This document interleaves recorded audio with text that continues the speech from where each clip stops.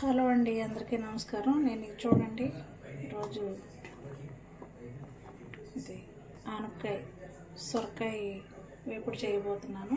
వెల్లుల్లి వేసి ముందుగా బాండీ పెట్టుకున్నానండి. ఈ బాండీని బాగా వేడవనివ్వాలి. నాకు ఈరోజు పాలు పొంగిపోయినాయి పొయ్యి మీద. పాలు పొంగితే నేను శుభసూచకంగానే భావిస్తానండి. తర్వాత క్లీన్ చేసుకుంటాను స్టవ్ అంతా. మళ్ళీ నాకు పాలు పొంగితే బాధ అనిపించదు. స్టవ్ మీద పాలు పొంగితే చాలా మంచిది అంటారు కదా, ఆ విధంగానే ఫీల్ అవుతా.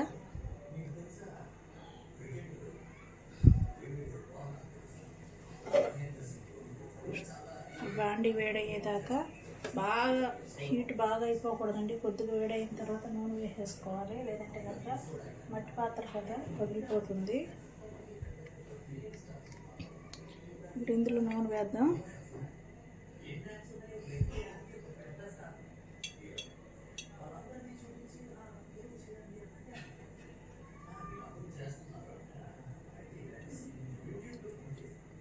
ఎక్కువ పడకుండా సమానంగా పడుద్దండి ఈ సీసా. నేను ఇది ఆన్లైన్లో తెప్పించుకున్నాను.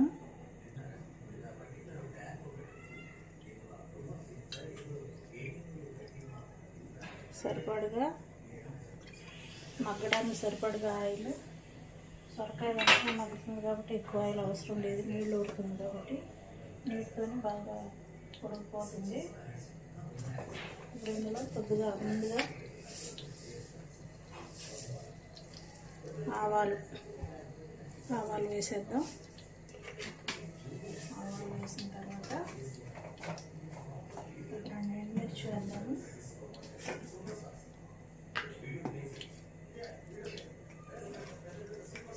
ఎండుమిర్చి ఎప్పుడు కూడా చీల్చుకుని వేసుకోండి. అందులో ఉన్న సీడ్స్ చక్కగా మంచి టేస్ట్ని ఇస్తాయి. ఇదిగోండి, వెల్లుల్లిపాయ వేసేసుకున్నాను. వేసుకున్న తర్వాత ఇందులో కొద్దిగా నువ్వులు, తెల్ల నువ్వులు వేసుకున్నాను.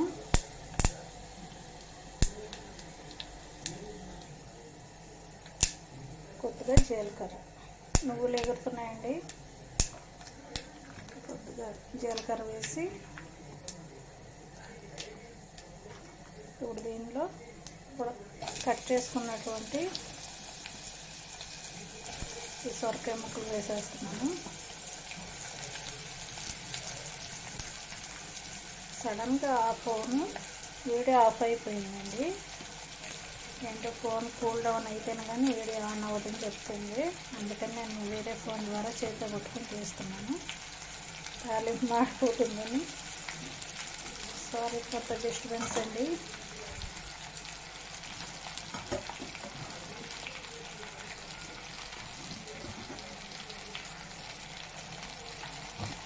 మొత్తం కట్లు వేసుకున్న అన్ని ముక్కల్ని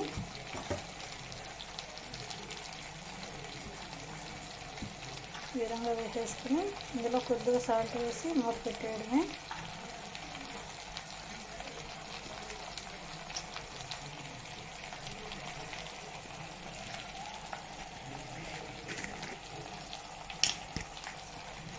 సరిపడా సాల్ట్ వేసి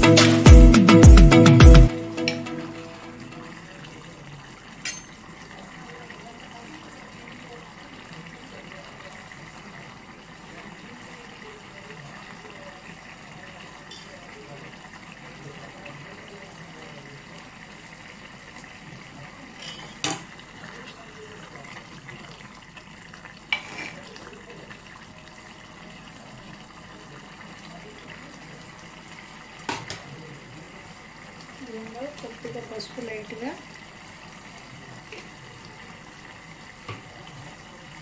కొద్దిగా కారం ఎక్కువ అవసరం లేదండి, ఉల్లిపాయ వేసాం కాబట్టి.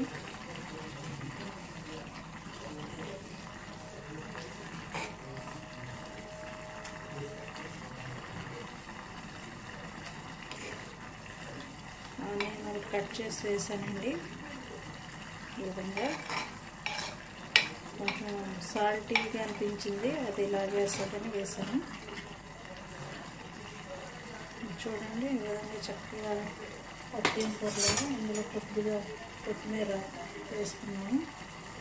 కట్ చేసుకున్న కొత్తిమీర ఫ్లేవర్ కోసం.